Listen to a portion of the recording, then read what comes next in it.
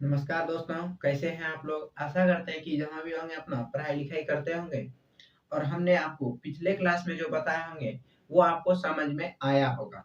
तो आज जो हम आए हैं, फिर से हम क इक्वेशन सेकंड इक्वेशन लेके आए हैं, दूसरा इक्वेशन लेके आए हैं, जो कि कंप्लीट इक्वेशन है। हम पिछले क्लास में आपको बताए थे एक इक्वेशन, जो वो इनकम्प्लीट इक्वेशन था। इनकम्प्लीट इक्वेशन का मतलब हुआ कि उसका जो इक्वेशन था, कोई क्यूबिक इक्वेशन था, उसका एक स्क्वायर वाला टर्म मतलब सेकंड टर्म एब्सेंट था। अगर सेकंड टर्म प्रेजेंट रहे तो उस इक्वेशन को कैसे हम सॉल्व करेंगे, वही वही आज हम आपको बताने आए हैं। तो देखिएगा, ध्यान से समझिएगा और जिस जगह समझ में आपको नहीं आए, उस जगह आप कमेंट करके या कॉल करके या व्हाट्सएप करके आप समझ लीजिएगा। तो ये जो था, ये जो पार्ट है अभी, इक्वेशन कार्डन मेथड हो या कोई भी मेथड हो, जब इक्वेशन का हम बात करते हैं तो ये इक्वेशन थ्योरी ऑफ इक्वेशन का एक पार्ट है और ये एक कार्डन मेथड एक मेथड सॉल्यूशन है किसी भी क्यूबिक इक्वेशन को अगर बिना रूट दिए उसको सॉल्व करने का एक तरीका है। तो देखिए, ये जो दिया हुआ है कार्डन मेथड, सॉल्व बाय कार्डन मेथड से इस इक्वेशन को सॉल्व कीजिए। इसमें देखिए ये कंप्लीट इक्वेशन है। कैसे कंप्लीट है? तो एक्स क्यू है, पहले एक्स क्यू है, उसके बाद एक्स स्क्वायर, उसके बाद एक्स और उसके बाद कांस्टेंट टर्म। तो आप एक दिमाग लगाइए, अगर कोई क्यूबिक इक्वेशन है तो वो क्यूबिक इक्वेशन बना कैसे है? तो आप समझते होंगे। तो आप अगर पढ़े हैं तो ए प्लस बी, इसका अगर होल क्यू करते हैं तो ये क्यू करने के बाद क्या देगा? क्यूबिक इक्वेशन ही देगा। 4 करेंगे तो बाई क्वाड्रेटिक देगा, स्क्वायर करेंगे तो एक क्वाड्रेटिक देगा, अगर सिर्फ 1 देंगे तो वो लीनियर देगा।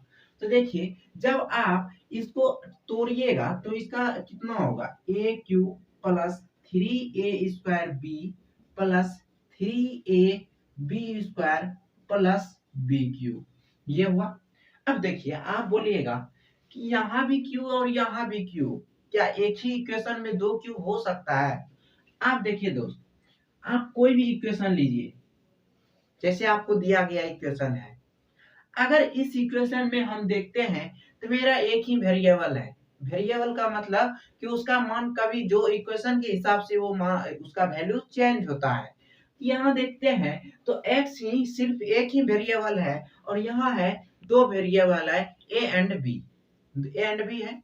अगर हम चाहें कि एक वेरिएबल को गायब करें, मतलब कि एक वेरिएबल को हटा दें, सिर्फ एक वेरिएबल का एक क्यूबिक इक्वेशन बनाए, तो कैसे होगा? तो मान लीजिए अगर एक वेरिएबल को रखते हैं तब b बराबर हम 1 पुट कर दें, तो जहां जहां b है वहां वहां क्या एक 1 हो जाएगा। जब 1 पुट कर देंगे तो वो किसका 1 वेरिएबल का इक्वेशन हो जाएगा। तो यहाँ हम देख सकते हैं, तो a प्लस 1 का अगर क्यू कीजिएगा तो ए क्यू प्लस बी के जगह क्या हो जाएगा? 1 हो जाएगा। तो 3a² प्लस 3a प्लस 1 का क्यू कीजिएगा तो 1 ही हो जाएगा। मतलब अगर कोई 1 वेरिएबल का इक्वेशन है वो, तो उसका उसमें उसका इक्वेशन क्या होगा? क्यूबिक। तो इस तरह होगा। तो कोई भी क्यूबिक इक्वेशन अगर लेते हैं तो आपका इसी फॉर्मेट में आता है, इसी फॉर्मेट में आता है। और यहाँ जो है आपका, जैसे यहाँ एक एक्स क्यू है, ए क्यू है या एक्स क्यू है, एक्स क्यू है, इसका कुछ ना कुछ कोफिशिएंट होता है। तो ये कोफिशिएंट को दिखाने के लिए हमने ए नॉट, A1, A2 और A3 का प्रयोग करते हैं। तो देखिए, जैसे आपने कोई क्यूबिक इक्वेशन मानते हैं तो क्यूबिक इक्वेशन का फॉर्मेट अगर देखें तो A1 A not x cube plus 3 A not A1 A2 x square plus 3 A not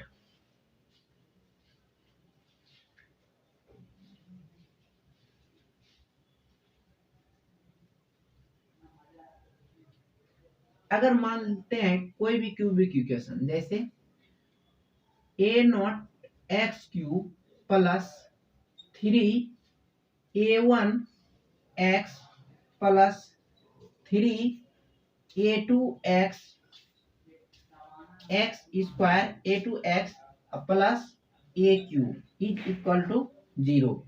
ये A3 है। अब देखिए यहाँ क्या है, A0 है, यहाँ 3A1 आया, यहाँ 3A2 आया और ये A3 आया। अब देखते हैं यहाँ से, जैसे ये इक्वेशन है, फॉर्मेट है किसका, क्यूबिक इक्वेशन का फॉर्मेट है, और हमको दिया क्या गया है, गिवन इक्वेशन।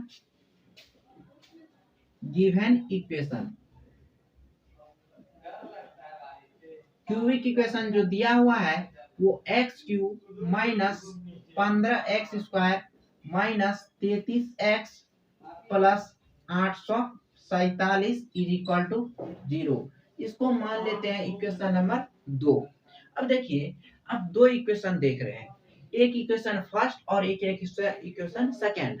अब हम अगर बोलेंगे कि ये दोनों इक्वेशन जो दिया गया है, ये इक्वेशन किस टाइप का है, क्यूबिक है कि बाय क्वाड्रेटिक है या क्वाड्रेटिक है। तो यहाँ आपको पता होगा कि जब यहाँ क्यू है तो ये दोनों क्या है, क्यूबिक इक्वेशन है। जब क्यूबिक इक्वेशन है तो इसमें देखिए यहाँ A1, A2 और A3 है और A0 है, तो इसका भी कुछ ना कुछ वैल्यू होगा, तब तो इसको लाए हैं। तो देखिए, जब दोनों इक्वेशन को हम कंपेयर करते हैं, और जब दोनों इक्वेशन को कंपेयर कीजिएगा तो यहाँ से आपका A0, A1, A2 और A3 का वैल्यू निकल जाएगा। तो जैसे हम इसको कंपेयर करते हैं,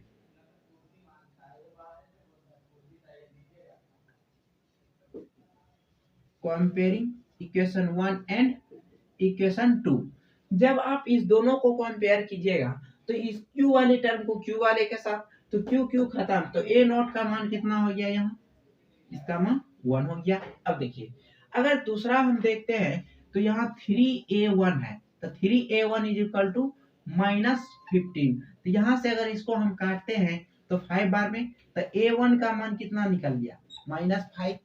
अब देखिए A2 का अगर देखते हैं तो यहाँ हो गया 3A2 इज इक्वल टू -13। तो A2 का मतलब बराबर कितना हो गया, इससे काट दीजिए तो 11, तो -11। और अगर A3 का वैल्यू देखें तो A3 का वैल्यू कितना है, 847। ये मेरा निकल गया किसका, A0, A1, A2 और A3 का वैल्यू। अब देखिए ये हम निकाले क्यों है, इसको निकालें तो इसका भी यूज होगा।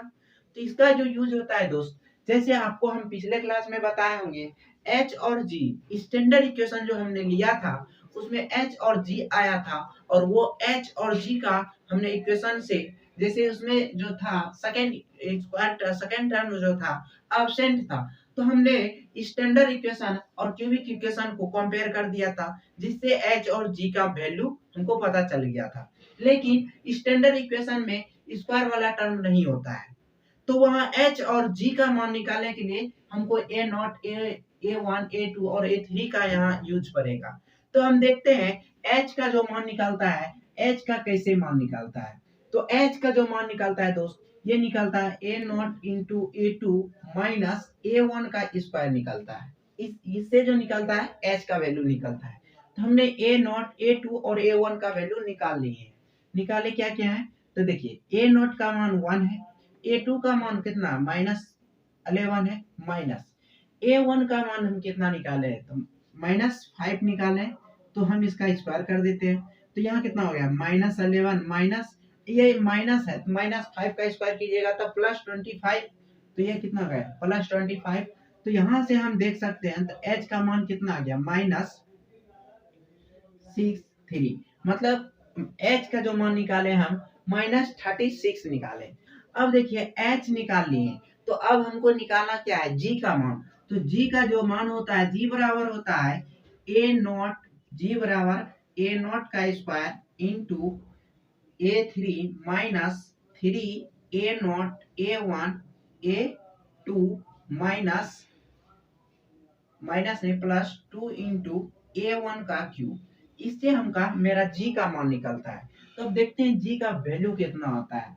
तो G का अगर वैल्यू निकाले तो A1 का स्क्वायर मतलब 1 का स्क्वायर, तो 1 का स्क्वायर इंटू A3 का वैल्यू कितना है, 847 माइनस 3। A1 का मान कितना निकाले हैं, 1 निकाले हैं, A0 का 1, A1 का -5, A2 का मान कितना निकाले हैं, -11 और +2 इंटू A1 का क्यूब मतलब -5 का होल क्यूब, यही निकाले हैं। अब देखिए जब हम इसको सॉल्व करेंगे तो ये हो जाएगा 847 माइनस माइनस माइनस प्लस, और ये माइनस माइनस ही रह गया, तो 3 से इसको गुना कीजिएगा तो 3 11 गुना 3 और गुने 5 कीजिएगा तो 165 हो जाएगा। अब देखिए -5 का क्यू कीजिएगा, तो क्यू जब कीजिएगा तो माइनस का तो स्क्वायर आता, और अगर यहाँ इवन पावर आता तो ये पॉजिटिव होता, ऑड है तो निगेटिव होगा, तो माइनस आ गया, माइनस गुने प्लस, तो यहाँ क्या आ गया माइनस।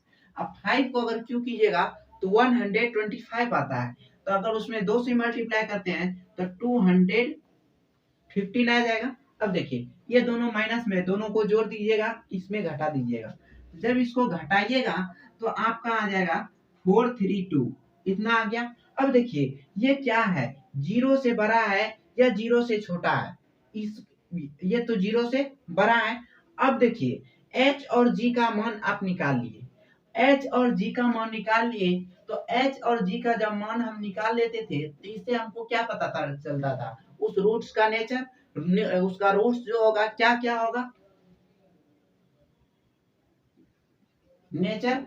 अब देखिए नेचर का क्या आप जानते थे, जी स्क्वायर प्लस 4h क्यूब, यही जानते थे आप। अब देखिए जी स्क्वायर, जी का वैल्यू कितना निकाले हैं 432, 432 432 का whole square plus 4 into H का मान कितना निकाले, माइनस एच का मान -36 का होल क्यूब। अब देखिए यहाँ अगर हम देखते हैं इसका भी स्क्वायर करना है, इसका क्यू करना है, इसका स्क्वायर और इसका क्यू करना है, तो उस दोनों का हम देख लेते हैं इसका स्क्वायर और इसका क्यू कितना होता है।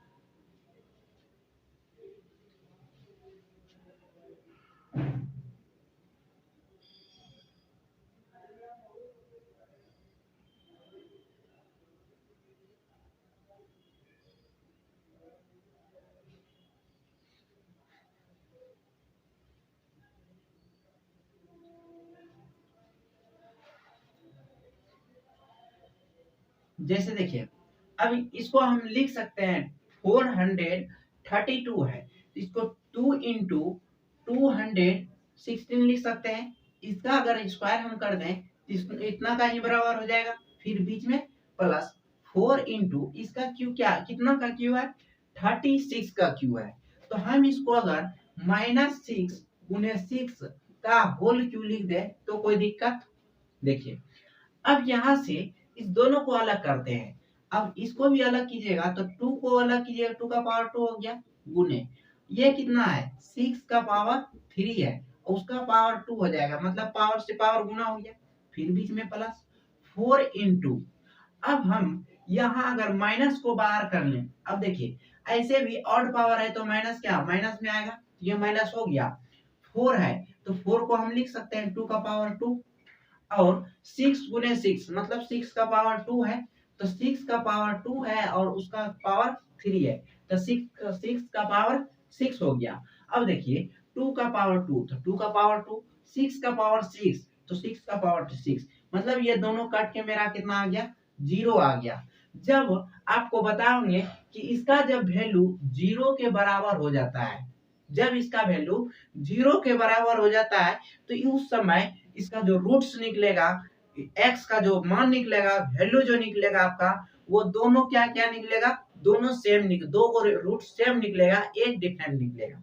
तो हम देखते हैं जैसे आपने नेचर पता कर लिए, अब नेचर पता करने के बाद यहाँ से एच और जी का मान हम निकाले हैं, और इस एच और जी के मान के हिसाब से हम एक स्टैंडर्ड इक्वेशन का फॉर्मेट निकालेंगे, और उस इक्वेशन को हम आगे अगर बढ़ाएंगे तो उससे मेरा x का मान निकलेगा। तो आप यहाँ तक देख लीजिए, फिर हम स्टैंडर्ड इक्वेशन निकालते हैं, उसके बाद आगे वैल्यू निकालते हैं। देखिए अभी आपने h और g दोनों का वैल्यू निकाले हैं, अब इस h और g के सहायता से हमने स्टैंडर्ड इक्वेशन निकालेंगे। तो आपको स्टैंडर्ड इक्वेशन या ट्रांसफॉर्म इक्वेशन आपको बताया हमने, तो स्टैंडर्ड इक्वेशन कितना होता है, स्टैंडर्ड इक्वेशन में आपको बताएंगे कि Z cube plus 3HXHZ plus G is equal to 0। अब देखिए, आपको हम पिछले क्लास में जब बताए होंगे तो यहाँ Z के जगह X लिए होंगे, Z के जगह X लिए होंगे। वो इसलिए हम X Z के जगह X लिए थे, वो जो था इनकम्प्लीट इक्वेशन दिया गया था, और अभी जो हमको दिया गया है ये कंप्लीट इक्वेशन है, इसलिए इस कंप्लीट इक्वेशन में वो इनकम्प्लीट इक्वेशन था, हमने दोनों को कंपेयर किया था। लेकिन यहाँ जो है ये Z जो है यहाँ ये कंप्लीट इक्वेशन है, और हमको स्टैंडर्ड इक्वेशन इनकम्प्लीट इक्वेशन होता है। तो इनकम्प्लीट इक्वेशन को हमने ये Z माना, Z के द्वारा डिनोट किए हैं, और यहाँ H और G का वैल्यू इसमें हम पुट कर देंगे, तो ZQ प्लस 3H का मान -36 है इंटू Z प्लस G का मान 432 है। ये हो गया इतना बराबर 0। जब इसको हम आगे करते हैं तो ZQ -108Z plus 432 is equal to 0। इसको मान लेते हैं, हम दो इक्वेशन मान चुके हैं, इसलिए इसको मानते हैं इक्वेशन नंबर 3। अब देखिए, पिछले क्लास में जो हम x का वैल्यू निकाले थे, दोनों को x क्यूब ही माने थे, स्टैंडर्ड इक्वेशन में भी x ही माने थे और दिया गया था भी हमको x ही, लेकिन हमने यहाँ z माना है, तो इस z का वैल्यू क्या x के वैल्यू के बराबर होगा? तो वो कभी नहीं होता है। तो यहाँ z का जो वैल्यू होता है वो हो जाता है z is equal to a0x plus a1, a0x plus a1। अब देखिए a0 और a1, यहाँ दो बात आया। a0 और a1 जो है हमने इक्वेशन नंबर फर्स्ट में ही निकाल चुके थे। तो a0 और a1, a0 का मतलब यहाँ इसका कोफिशिएंट, तो इसका 1 था, 1 इंटू एक्स प्लस, अब देखिए a1 का वैल्यू हमने कितना निकाला था यहाँ से -5, तो यहाँ कितना हो गया -5, तो मेरा x -5 निकल गया। ये z का वैल्यू, मतलब अगर हम इस स्टैंडर्ड इक्वेशन से z का वैल्यू निकालते हैं तो वो z का वैल्यू इसमें पुट करेंगे तो मेरा x का वैल्यू बाहर आएगा। तो देखिए दोस्त, यहाँ जो है इस इक्वेशन को कितना माने, z बराबर इतना माने, ये इक्वेशन नंबर 3 हो गया। अब देखिए यहाँ हम z के इक्वल टू पुट करते हैं, क्या पुट करते हैं, तो p का पावर 1/3 प्लस q का पावर 1/3 ये निकालें। अब देखिए z का बराबर डायरेक्ट पुट तो नहीं कीजिएगा, हम ऐसा करते हैं, इसको क्यूबिक कर देते हैं, जो हम पिछले क्लास में किए भी थे। तो क्यूबिक कर लेते हैं, क्यूबिक ऑन बोथ साइड। जब हम दोनों साइड क्यू करते हैं तो इधर मेरा कितना होगा, ZQ is equal to P का पावर 1/3 प्लस Q का पावर 1/3 का कितना हो गया, होल क्यूब हो गया। अब देखिए यहाँ कितना हो जाएगा, ZQ is equal to P का पावर 1/3 का Q कीजिएगा तो P plus Q plus 3 P का पावर 1/3 Q का पावर 1/3 इंटू P का पावर 1/3 प्लस Q का पावर 1/3, ये हो गया। अब देखिए इसका वैल्यू आपने कितना देखे हैं, लेट किया z, तो z बराबर, इसको यहाँ हम z लिख सकते हैं, ये उसको इधर ला लेते हैं, तो ZQ माइनस 3 का पावर 3 इंटू P का पावर 1/3 इंटू Q का power 1/3 into z minus P plus Q is equal to 0। इसको मान लेते हैं इक्वेशन नंबर 4। अब देखिए इक्वेशन नंबर 3 और इक्वेशन नंबर 4 दोनों क्या है, ZQ यहाँ भी, ZQ यहाँ भी, यहाँ भी z, यहाँ भी z, ये भी कांस्टेंट टर्म, ये भी कांस्टेंट टर्म। हम अगर दोनों को कंपेयर करें तो यहाँ P का पावर 1/3 Q का पावर 1/3 जो हम z बराबर लेट किए हैं उसका वैल्यू निकल जाएगा। तो हम ये दोनों को क्या करते हैं, कंपेयर करते हैं। कंपेयरिंग जब हम कंपेयर करते हैं equation number 3 and equation number 4 को, जब दोनों को कंपेयर कीजिएगा तो यहाँ क्या है, z को छोड़ के रेस्ट टर्म को लिखते हैं, तो यहाँ कितना -3 P का पावर 1/3 Q का पावर 1/3 इज इक्वल टू -108 हो गया। यहाँ से ये खत्म, इसे इसको काटिएगा तो ये कितना हो जाएगा 36, मतलब P का पावर 1/3 इंटू Q का पावर 1/3 इज इक्वल टू 36 आ गया। अब देखिए ये 36 निकालिए। अब जब इसको हम इक्वल करते हैं तो माइनस पी प्लस क्यू का जो वैल्यू है वो कितना आ गया 432। तो पी प्लस क्यू का वैल्यू कितना आ गया -432। इसको मान लेते हैं इक्वेशन नंबर ए, इसको मान लेते हैं इक्वेशन नंबर बी। अब देखिए इस कल हम बताए थे, क्या बताए थे कि अगर कोई दो रूट्स है, जैसे मान लीजिए p प्लस क्यू है, p और q दो रूट्स है और यहाँ भी p और q दो रूट्स है। जब दो रूट्स रहे, जब दो रूट्स रहे और दोनों का अगर सम दिया रहे, सम ऑफ टू रूट्स और प्रोडक्ट ऑफ टू रूट्स, तो वो किसी भी क्वाड, जब दो रूट्स है तो वो क्या होगा क्वाड्रेटिक इक्वेशन का रूट्स होगा। जब दो रूट है तो वो क्वाड्रेटिक होगा। जब मैं हमको सम ऑफ टू रूट्स और प्रोडक्ट ऑफ टू रूट्स दिया हो तो हम वहां से एक क्वाड्रेटिक इक्वेशन को हम निकाल सकते हैं। तब हम क्वाड्रेटिक इक्वेशन जब निकालते हैं तो देख सकते हैं जैसे p का पावर 1/3 q का पावर 1/3 है, तो हम इसको एक स्टेप और आगे बढ़ा देते हैं, इसको भी हम कर देते हैं both side cubic, cubic on both side.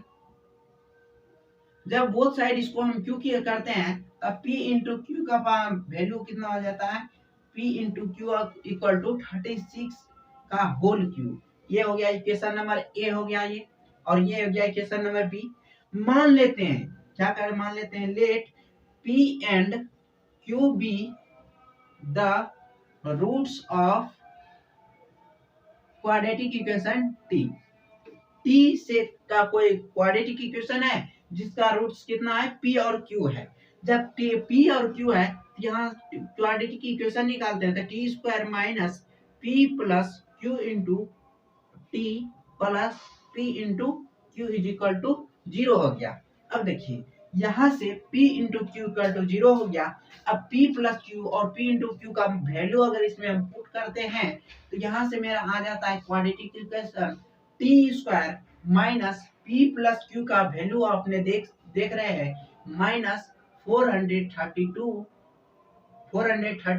Into t plus p into Q का वैल्यू है 36 का whole cube is equal to 0। अब देखिए जब इसको हम आगे बढ़ाते हैं तो t square plus 432t plus 36 का whole cube is equal to 0। अब देखिए ये क्या है क्वाड्रेटिक इक्वेशन है, क्वाड्रेटिक इक्वेशन है। या तो आप इसको तोड़ सकते हैं, तोड़ के भी वैल्यू निकाल लीजिएगा। अगर नहीं तोड़ते हैं तो क्वाड्रेटिक फार्मूला जो होता है उसको हम यूज करेंगे। देखिए क्वाड्रेटिक फार्मूला अगर यूज करेंगे तो हमको ए बी और सी का वैल्यू होना चाहिए। ए बी सी क्या है, ए जो है स्क्वायर टर्म का कोफिशिएंट है, बी जो है लीनियर टर्म का कोफिशिएंट है और सी जो है कांस्टेंट टर्म है। यहाँ से देख सकते हैं स्क्वायर टर्म का कोफिशिएंट 1 है और लीनियर टर्म का 432 है और कांस्टेंट टर्म जो है वो 36 का होल क्यूब है। सही है। अब यहाँ से हम क्वाड्रेटिक फार्मूला यूज करते हैं तो t equal to minus B plus minus root D, मतलब B square minus 4ac by 2a होता है, यही होता है। अब देखिए b का मान कितना है माइनस 432 प्लस माइनस, अब यहाँ से देख सकते हैं तो बी स्क्वायर मतलब 432 का होल स्क्वायर माइनस 4 इंटू 36 का होल क्यूब बटे कितना 2a, a का मान 1 है और अभी आपने देखा है इस दोनों का वैल्यू कितना हो जाता है 0 हो जाता है। अब देखिए ये हो गया। अब यहाँ से हम अगर देखते हैं तो t इज इक्वल टू मेरा हो गया माइनस 432/2, मतलब t का मान माइनस 216 मतलब 216 आ गया। अब ये चीज क्या मान आया है, t का वैल्यू आया और t जो है यहाँ क्या है, t जो है ये इसका रूट्स क्या क्या है p और q है। और ये आप पहले इस इक्वेशन का नेचर पता कर लिए थे कि जब यहाँ जब आप g स्क्वायर प्लस 4hq का वैल्यू 0 का इक्वल था तो आपने उस समय ही देख लिए थे कि इसका जो रूट्स आएगा वो रूट्स दोनों भी रूट्स इक्वल होगा। और यहाँ भी आप देख रहे हैं d बराबर 0 है और d बराबर 0 है तो रूट्स क्या होगा इक्वल होगा। यहाँ p का भी वैल्यू हो जाएगा माइनस 16 और Q का भी वैल्यू हो जाएगा -216। ये आ गया। अब देखिए जब दोनों यहाँ वैल्यू हो गया तो हम आप क्या जानते हैं, P का पावर 1/3 निकालना क्या है, P का पावर 1/3। तो हम यहाँ से P का पावर 1/3 करें तो इधर भी अगर P का पावर 1/3 करेंगे तो -6 का होल क्यू इसका पावर 1/3 करना होगा। तो माइनस माइनस 3 खत्म हो गया, मतलब P का पावर 1/3 का मान कितना आ गया -6। तो Q का पावर 1/3 का भी मान कितना आ जाएगा -6 ही आ जाएगा। और P का पावर 1/3 और Q का पावर 1/3 का वैल्यू अगर मालूम हो गया हो तो यहाँ से हम Z का वैल्यू निकाल लेंगे और Z का जो वैल्यू आएगा उसको हम इसमें पुट कर देंगे। तो यहाँ से मेरा एक x का मान निकल जाएगा। तो आप यहाँ तक लिख सकते हैं, उसके बाद आगे हम बता रहे हैं। देखिए अभी P का मान कितना निकाले, P का पावर 1/3 का मान -6 और Q का पावर 1/3 का भी मान हमने -6 निकाला है। अब इस दोनों को हम पुट कर दें इक्वेशन Z में, इसको भी मान लेते हैं A, B मान लिए हैं, इसको मान लेते हैं C। नहीं तो इसको पहले मान अगर लिखे हैं तो A इसको मानिए और B और C दूसरे को मानिएगा, नहीं भी मान सकते हैं। तो यहाँ हम इक्वेशन A में P और Q का वैल्यू अगर पुट करते हैं तो Z का पावर -6 मतलब Z का मान -12 निकल गया।